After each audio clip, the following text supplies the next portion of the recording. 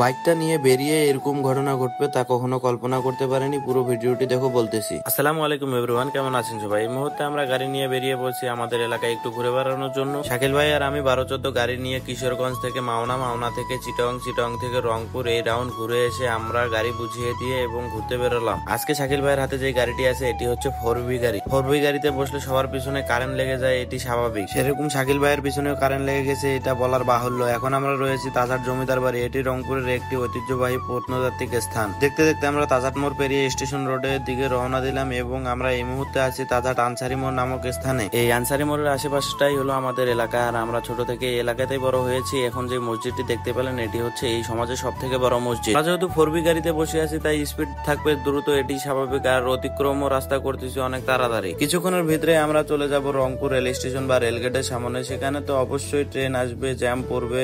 Rangpur rail স্টেশনে রেলগেটে rail crossing পার করে রেলগেটে প্রচুর জ্যাম ছিল। চলে আসলাম ঘোরাবির মাজারের সামনে। ঘোরাবির মাজার চত্বর পার হয়ে আমরা চলে এলাম দ্রুত শাপলা চত্বরের দিকে। এই যে এখন দেখতে পাচ্ছেন এটি রংপুর শাপলা চত্বর। এই চত্বরের আশেপাশটা অনেক পরিষ্কার পরিচ্ছন্ন এবং মনোরম পরিবেশ। এখানে অন্যান্য ডিস্ট্রিক্টের মতো বিভিন্ন চত্বরে যেমন জ্যাম লেগে থাকে, এই চত্বরে অতটা জ্যাম লাগে না।